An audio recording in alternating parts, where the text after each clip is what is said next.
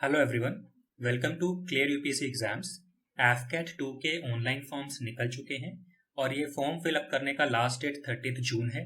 लेकिन कुछ स्टूडेंट्स को फॉर्म फिल करने में कुछ डाउट्स आए हैं। आज हम इस वीडियो में इन्हीं डाउट्स का सॉल्यूशन देने का प्रयास करेंगे। स्टूडेंट्स का डाउट है कि वो ग्रेजुएशन कर चुके हैं आर्ट्स फील्ड से, साइकोलॉजी स्ट्रीम फॉर एग्जांपल, तो उन्हें कौन सा ग्रेजुएशन लेवल चूज करना चाहिए। मैं उन्हें सजेस्ट करूंगा कि ऑनलाइन फॉर्म में उन्हें ग्रेजुएशन लेवल डी चूज करना चाहिए एज पर नोटिफिकेशन। कुछ और स्टूडेंट्स का डाउट है कि वो अभी अपना बैचलर्स परस्यू कर रहे हैं कोर्सेज जैसे कि बीसीए या बीएससी नॉन मेडिकल साइंस, तो उन्हें कौन सा ग्रेजुएशन लेवल चूज करना चाहिए। उन्हें भी ग्रेजुएशन लेवल डी ही चूज करना चाहिए। और कुछ स्टूडेंट्स को जहाँ प्रॉब्लम आ रहा है कि उनका इंफॉर्मेशन पेज आगे नहीं बढ़ रहा है ये कोर्सेज एंटर करने के बाद, तो ऐसा नहीं है।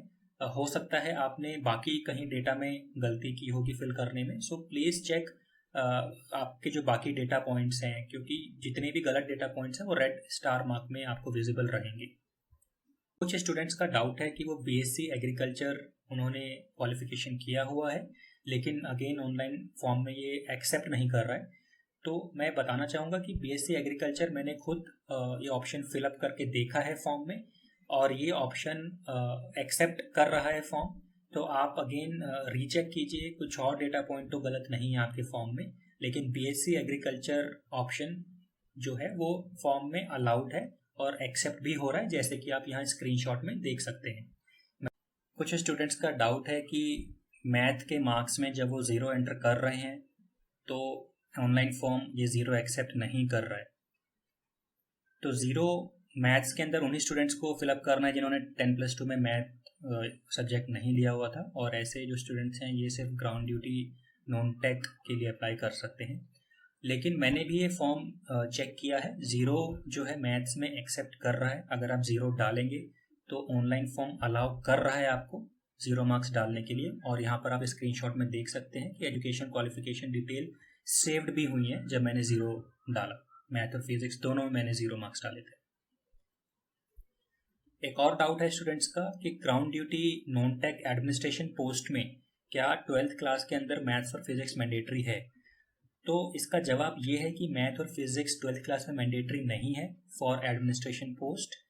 ऑल्सो कुछ स्टूडेंट्स को डाउट है कि 12th में commerce and arts students are allowed है या नहीं है एडमिनिस्ट्रेशन पोस्ट के लिए। तो अगेन कॉमर्स एंड आर्ट्स के जो स्टूडेंट्स हैं वो एडमिनिस्ट्रेशन पोस्ट जो कि ground duty non tech post है उसके लिए अप्लाई कर सकते हैं। एक और डाउट जो स्टूडेंट्स को फेस हो रहा है कि 60% मार्क्स जो है वो 12th और ग्रेजुएशन दोनों में एप्लीकेबल है फॉर एडमिनिस्ट्रेशन पोस्ट या नहीं। तो ऐसे स्टूडेंट्स के लिए जवाब ये है कि ग्रेजुएशन में तो 60% मार्क्स आपका होना मैंडेटरी है, लेकिन 12th में आपको सिर्फ पास मार्क्स चाहिए। मैंने फॉर्म फिलअप किया करके देखा तो मैंने 35% जब एंटर किया अपना 10+2 के परसेंटेज मार्क्स, तो ये जो 35% मार्क्स है ये एक्सेप्ट कर रहा है ऑनलाइन फॉर्म। तो 35% से ऊपर के जितने भी कैंडिडेट्स हैं और 35% वाले भी, वो लोग फॉर्म फिल कर सकते हैं जिनका भी 12th में 35% या इससे ऊपर मार्क्स हैं। 33-34% मैंने डाल के देखा था, बट वो नॉट एलिजिबल का मैसेज आ रहा है। सो इट्स ये क्लियर है कि 33 और 34% वाले स्टूडेंट्स 12th क्लास के अंदर अलाउड नहीं है इस एग्जाम्स के लिए। कुछ स्टूडेंट्स का डाउट है कि option D graduation level select करने पे उन्हें फ्लाइंग ऑप्शन विजिबल नहीं हो रही है। ऐसे स्टूडेंट्स को चेक करना चाहिए कि फिजिक्स और मैथ्स में उन्होंने 60% से ज़्यादा मार्क्स डाले हैं ऑनलाइन फॉर्म में या नहीं डाले हैं। अकॉर्डिंगली आपके जो कोर्सेज हैं वो विजिबल रहेंगे। फ्लाइंग कोर्सेज भी ऑप्शन डी में विजिबल है, जैसे कि आप यहाँ स्क्रीनशॉट में देख सकते हैं। स्टूडेंट्स का डाउट है कि उन्होंने बीटेक कंप्यूटर साइंस में किया है और वो सिर्फ एफकेट के लिए अप्लाई करना चाहते हैं, वो ईकेटी एग्जाम नहीं देना चाहते। उन्हें क्या ग्रेजुएशन लेवल एंटर करना चाहिए। ऐसे स्टूडेंट्स को ग्रेजुएशन लेवल बी एंटर करना चाहिए, और उन्हें जो लिस्ट ऑफ कोर्सेज दिखाई दे रहा है स्क्रीन पे उनमें से, क्योंकि वो ईकेटी नहीं देना चाहते तो उनमें से उनको टेक्निकल कोर्सेज सिलेक्ट नहीं करने हैं। इसके अलावा बाकी कोर्सेज वो सिलेक्ट करके अपना फॉर्म फिलअप कर सकते हैं। हम step by step online form fill up करने का प्रोसेस जानेंगे, स्पेशली उन स्टूडेंट्स के लिए जो या तो पहली बार ये ऑनलाइन फॉर्म फिलअप कर रहे हैं या जिन्हें ऑनलाइन फॉर्म फिलअप करने में प्रॉब्लम फेस करना पड़ रहा है। सबसे पहले आप एफकेट लॉगिन टाइप करेंगे इंटरनेट पे, पहला लिंक आएगा fcat.cdac.in का, इस पर क्लिक करेंगे। इस पर क्लिक करने के बाद पेज ओपन होगा साइन इन का। इंडियन एयरफोर्स एफकैट वेबसाइट पर साइन इन आपको करना पड़ेगा अपना ईमेल आईडी और पासवर्ड डालने के बाद। अगर आपने एफकैट के लिए पहले कभी रजिस्टर नहीं किया है तो राइट कॉर्नर में आपको एक रजिस्टर हेयर का लिंक दिखेगा, यहाँ पर आपको पहले रजिस्टर करना है, उसके बाद ही आप साइन इन कर पाएंगे। तो सबसे पहले आप रजिस्टर पे क्लिक कीजिए अगर किसी स्टूडेंट ने पहले कभी एफकैट के लिए रजिस्टर नहीं किया है। रजिस्टर हेयर पे क्लिक करने के बाद साइनअप का पेज ओपन होगा। यहाँ पर आपको अपना पूरा नाम, फादर मदर नेम, आपका ईमेल आईडी, ये डिटेल्स एंटर करनी होंगी। ये डिटेल्स एंटर करने के बाद आप साइनअप पे क्लिक करेंगे और यहाँ पर आपको साइनअप पे क्लिक करने से पहले कैप्चा भी डालना पड़ेगा जो ब्लू कलर में यहाँ पर दिखाई दे रहा है, जैसे कि NH1HL, ये भी आपको यहाँ पर एंटर करना पड़ेगा। और जैसा कि यहाँ पे लिखा है बिल्कुल सेम टू सेम आपको कैप्चा एंटर करना है। यहाँ पर अगर छोटे अक्षरों में कैप्चा दिया हुआ है, जैसे N छोटे अक्षरों में है तो यहाँ पर N भी आप छोटे अक्षर में ही लिखेंगे। अगर यहाँ पे H बड़े अक्षर में लिखा हुआ है या L बड़े अक्षर में लिखा है तो आपको यहाँ पे L बड़े अक्षर में लिखना होगा। साइन अप करने के बाद आपको एक ईमेल आएगा एफकैट की तरफ से जिसमें लॉगिन आईडी और पासवर्ड दिया होगा। आपको इस लॉगिन आईडी और पासवर्ड की मदद से साइन इन करना है। साइन इन करते ही आपको नया पासवर्ड पूछा जाएगा जो कि आप अपनी मर्जी का पासवर्ड सेट कर सकते हैं। तो आप कोई भी पासवर्ड आप सेट कर लीजिए इस स्क्रीन पे और उसके बाद सबमिट कर दीजिए। इससे आपका पासवर्ड जो है रीसेट हो जाएगा और वो जो पासवर्ड रीसेट होगा वो सिर्फ आपके पास होगा। अब आपने जो पासवर्ड रीसेट किया है उसकी मदद से और अपनी ईमेल आईडी एंटर करके, कैप्चा एंटर करके आप लॉगिन कर सकते हैं। लॉगिन करते ही आपको 3 ऑप्शन दिखाई देंगी। पहली एफकैट की, तो एफकैट के बारे में जिस स्टूडेंट्स को एफकैट अप्लाई करना है वो यहाँ पर इंस्ट्रक्शन पढ़ के फिर एप्लीकेशन फॉर्म क्लिक कर सकते हैं और अप्लाई कर सकते हैं। दूसरी ऑप्शन रहेगी एनसीसी फ्लाइंग ब्रांच की। जो कैंडिडेट्स एनसीसी फ्लाइंग के लिए एलिजिबल हैं वो यहाँ पर एनसीसी फ्लाइंग ब्रांच के लिए अप्लाई कर।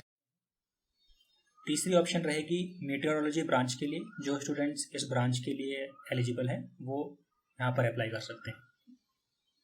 एप्लीकेशन फॉर्म पे क्लिक करने के बाद सबसे पहले आपसे पर्सनल इन्फॉर्मेशन पूछा जाएगा जहाँ पर आपको अपना नाम, father mother name, email address, Aadhaar card detail, nationality, ये डिटेल्स एंटर करनी होंगी। उसके बाद CPSS PABT स्टेटस आपसे पूछा जाएगा। CPSS meaning computerised pilot selection system, PABT भी सेम, दोनों टेस्ट सेम है, CPSS एंड PABT। PABT का मतलब पायलट एप्टीट्यूड बैटरी टेस्ट। तो अगर आपने ये पहले कभी नहीं दिया है तो नॉट अपीयर्ड पे आप क्लिक करते हैं, और अगर ये एग्जाम आपने पहले कभी दिया है तो यहाँ पर आपको PABT batch number, chest number, date of passing, AFSP board, ये डिटेल आपको एंटर करना पड़ेगा। पर्सनल इन्फॉर्मेशन फिलअप करने के बाद ग्रेजुएशन डिटेल्स आपसे पूछी जाएंगी जो according to your eligible graduation qualification आप एंटर कर सकते हैं। ग्रेजुएशन एंटर करने के बाद अगेन आपसे ऑप्शंस पूछा जाएगा A, B, C या D। ग्रेजुएशन ऑप्शन को थोड़ा डिटेल में जानते हैं तो graduation level A, graduation option A उन्हीं स्टूडेंट्स के लिए एप्लीकेबल है जो ग्राउंड ड्यूटी टेक्निकल में अप्लाई कर रहे हैं मैकेनिकल फील्ड में। ऐसे स्टूडेंट्स का जो बैचलर डिग्री है वो मैकेनिकल फील्ड में होना ज़रूरी है। ग्रेजुएशन लेवल B उन्हीं स्टूडेंट्स के लिए एप्लीकेबल है जो ग्राउंड ड्यूटी टेक्निकल, इलेक्ट्रॉनिक्स या कंप्यूटर के लिए अप्लाई कर रहे हैं। ऐसे स्टूडेंट्स को भी बैचलर डिग्री इलेक्ट्रॉनिक्स या कंप्यूटर में होना ज़रूरी है। ग्रेजुएशन लेवल C एप्लीकेबल है फ्लाइंग या ground duty branch non tech के लिए। ये फाइनेंस ओरिएंटेड लेवल है, तो यहाँ पे जो कोर्सेज अलाउड हैं, डिग्रीज अलाउड हैं वो BCom, BBA, चार्टर्ड अकाउंटेंट या कंपनी सेक्रेटरी, BSc फाइनेंस, ऐसे कोर्सेज अलाउड हैं। ग्रेजुएशन लेवल D में जो भी कैंडिडेट्स फ्लाइंग या ग्राउंड ड्यूटी नॉन टेक में अप्लाई करना चाहते हैं और उन्होंने बाकी कोई भी बैचलर डिग्री का कोर्स किया हुआ है वो students graduation level D choose करेंगे। इसके बाद क्वालिफिकेशन डिटेल्स आपको एंटर करनी होंगी। अपना क्वालिफिकेशन जैसे कि BA कोर्स आपने किया है या BSc कोर्स किया है वो आप डाल सकते हैं। देन क्वालिफिकेशन स्ट्रीम, आपने बैचलर किस सब्जेक्ट में किया है और कितने कोर्स का ड्यूरेशन था। उसके बाद college details, expected passing date. यहाँ पे आप पासिंग डेट में काफ़ी स्टूडेंट्स कंफ्यूज्ड हैं कि अगर मेरा 30 मई 2022 तक रिजल्ट नहीं आता है तो क्या मैं अलाउड हूँ इस एग्ज़ाम को देने के लिए। तो ऐसे स्टूडेंट्स को मेरा गाइडेंस यही है कि ऐसे स्टूडेंट्स को फॉर्म फिलअप करना चाहिए। अगर आपका रिजल्ट थोड़ा बहुत डिले भी होता है, लेटेस्ट मान लीजिए 1 या 2 महीना डिले होता है, तो उसमें इतना कोई प्रॉब्लम नहीं है। आप ये एग्ज़ाम ज़रूर दीजिए। उसके बाद आपको स्कूल की डिटेल्स एंटर करनी होगी मैथ और फिजिक्स के मार्क्स के साथ। Ground duty non tech courses के लिए स्टूडेंट्स को एडमिनिस्ट्रेशन सिलेक्ट कर सकते हैं, फ्लाइंग भी चूज़ कर सकते हैं अगर स्टूडेंट्स जो हैं फ्लाइंग ब्रांच भी ज्वाइन करना चाहते हैं तो। ग्राउंड ड्यूटी टेक्निकल एंट्री के लिए जो ग्रेजुएशन लेवल ए और बी में आता है, पांचों ऑप्शन स्टूडेंट्स को विजिबल रहेगा। एरोनॉटिकल इंजीनियर ऑप्शन के अलावा अगर स्टूडेंट्स फ्लाइंग और एडमिनिस्ट्रेशन में भी इंटरेस्टेड है तो वो ये ऑप्शन भी चूज कर सकते हैं। इसके बाद कैंडिडेट्स को EKT, NCC and other details enter करना पड़ेगा, जैसे कि गेट एग्जाम डिटेल्स, अगर ये ऑप्शन उनके लिए एप्लीकेबल है तो। Permanent address, correspondence address, nearest railway station, Aadhaar detail, ये इसके बाद एंटर करना पड़ेगा। उसके बाद कैंडिडेट्स को passport size photograph, signature, thumb impression, ये भी अपलोड करना पड़ेगा। कुछ और क्वेरीज देख लेते हैं स्टूडेंट्स का। क्या स्टूडेंट्स तीनों फॉर्म फिल कर सकते हैं, एफकैट, एनसीसी, मेट्रोलॉजी? हाँ, स्टूडेंट्स तीनों फॉर्म फिल कर सकते हैं, बट उनको ये जरूर देखना चाहिए कि उनका क्वालिफिकेशन तीनों के लिए एप्लीकेबल है या नहीं है। एफकैट 1 में स्टूडेंट्स ने अगर पहले से रजिस्टर किया हुआ है तो क्या उन्हें दोबारा रजिस्टर करने की जरूरत है? नहीं, ऐसे स्टूडेंट्स को दोबारा रजिस्टर करने की जरूरत नहीं है, लेकिन दोबारा उन्हें अप्लाई और फीस पेमेंट करने की जरूरत है। क्या 1 जुलाई 1996 डेट ऑफ बर्थ वाले कैंडिडेट्स अप्लाई कर सकते हैं? नहीं, ऐसे स्टूडेंट्स अप्लाई नहीं कर सकते हैं, क्योंकि डेट ऑफ बर्थ जो है वो 2 जुलाई 1996 ऑनवर्ड्स होना चाहिए ग्राउंड ड्यूटी ब्रांच के लिए, और 2 जुलाई 1998 ऑनवर्ड्स होना चाहिए फ्लाइंग ब्रांच के लिए। Final year students BTech course, BSc course या बीए कोर्स, क्या ऐसे स्टूडेंट्स अप्लाई कर सकते हैं? यस, ऐसे स्टूडेंट्स अप्लाई कर सकते हैं एफकैट में। थर्ड ईयर स्टूडेंट इंजीनियरिंग के, क्या ऐसे स्टूडेंट्स अप्लाई कर सकते हैं?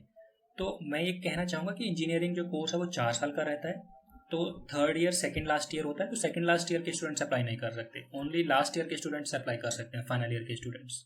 अगर कोई किसी का कोर्स 3 साल का है तो उस केस में जो थर्ड ईयर का स्टूडेंट है वो फाइनल ईयर का स्टूडेंट ऑलरेडी है ही, तो ऐसे स्टूडेंट्स अप्लाई कर सकते हैं फॉर 3 ईयर कोर्स। ग्रेजुएशन अभी कंप्लीट नहीं हुई है, क्या ऐसे स्टूडेंट्स का अप्लाई कर सकते हैं? डेफिनेटली ऐसे स्टूडेंट्स ज़रूर अप्लाई करें। उन्हें ग्रेजुएशन का परसेंटेज क्या फिल करना चाहिए? तो अभी तक, पिछले साल तक या पिछले सेमेस्टर तक आपके जितने भी एग्रीगेट परसेंटेज आ चुकी है, आपको वही परसेंटेज ऑनलाइन फॉर्म में फिलअप करना है। किसी स्टूडेंट ने 10th करने के बाद डिप्लोमा किया है और बीटेक में लेटरल एंट्री के थ्रू उन्होंने बीटेक किया है, तो क्या ऐसे स्टूडेंट अप्लाई कर सकते हैं? तो ऐसे स्टूडेंट अप्लाई नहीं कर सकते, क्योंकि 10+2 करना ज़रूरी है और 10+2 में भी फिजिक्स और मैथ के सब्जेक्ट होना ज़रूरी है। पीडब्ल्यूडी कैंडिडेट्स एलिजिबल हैं या नहीं है, फिजिकली चैलेंज्ड कैंडिडेट्स? तो ऐसे कैंडिडेट्स के बारे में नोटिफिकेशन में कोई इन्फॉर्मेशन नहीं दी हुई है, तो ऐसे स्टूडेंट्स मुझे नहीं लगता अप्लाई कर सकते हैं।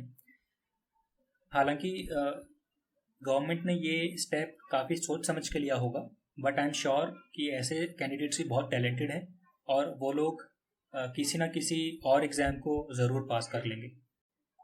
फ्लाइंग ब्रांच में 60% ग्रेजुएशन ज़रूरी है या नहीं? तो इसका उत्तर यही है कि हाँ, 60% मार्क्स तो बहुत ज़रूरी है अगर किसी को फ्लाइंग ब्रांच ज्वाइन करना है तो। कुछ स्टूडेंट्स का क्वेरी है कि ईकेटी क्या है?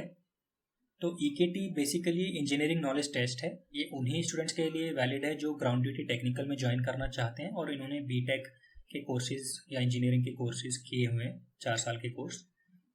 तो ऐसे जो स्टूडेंट्स हैं वो उसी स्ट्रीम के क्वेश्चंस आएंगे उन स्टूडेंट्स को जिस स्ट्रीम में ऐसे स्टूडेंट्स ने ग्रेजुएशन किया हुआ है, बीटेक या इंजीनियरिंग की हुई है। क्या ऐसे स्टूडेंट्स तीनों फॉर्म फिल कर सकते हैं? जैसा कि मैंने पहले ही बताया, तीनों फॉर्म जो एफकैट, एनसीसी, मेट्रोलॉजी है, अगर आपका क्वालिफिकेशन सूट मैच करता है तो आप डेफिनेटली फिल कर सकते हैं। फाइनल ईयर परसेंटेज अगर किसी स्टूडेंट ने गलत भर दी है और अभी फीस पेमेंट नहीं की है, तो इसको कैसे सॉल्व किया जा सकता है इस सिचुएशन को? तो ऐसे स्टूडेंट्स के लिए फॉर्म आप दोबारा से भर सकते हैं। एफकैट आपका लेटेस्ट सबमिटेड फॉर्म ही कंसिडर करेगा to issue the admit card to such students. कुछ स्टूडेंट्स का डाउट है कि उन्होंने ऑनलाइन फॉर्म में अपना नाम 10th क्लास मार्कशीट के अकॉर्डिंग नहीं फिल किया है, तो ऐसे इशू को कैसे रिजॉल्व करें? तो ऐसे स्टूडेंट्स फॉर्म को दोबारा फिल कर सकते हैं, क्योंकि एफकैट आपका लेटेस्ट सबमिटेड फॉर्म ही कंसिडर करता है आपका एडमिट कार्ड इशू करने के लिए। लेकिन ध्यान देने वाली बात है कि आपको कोई भी फीस जो आपने पे कर चुके हो वो आपको रिफंड नहीं होगी। जो student final year engineering pursue कर रहे हैं और उनके पास एनसीसी सर्टिफिकेट भी है एयरविंग का, तो क्या ऐसे स्टूडेंट दोनों एंट्री के लिए अप्लाई कर सकते हैं? तो हाँ, ऐसे स्टूडेंट दोनों एंट्रीज के लिए अप्लाई कर सकते हैं, जैसा कि एफकैट नोटिफिकेशन में मेंशन किया हुआ है। एक और क्वेरी है स्टूडेंट्स का कि क्या ये फॉर्म एडिटेबल है या क्या ये फॉर्म को विड्रॉ कर सकते हैं और नया फॉर्म फिलअप कर सकते हैं।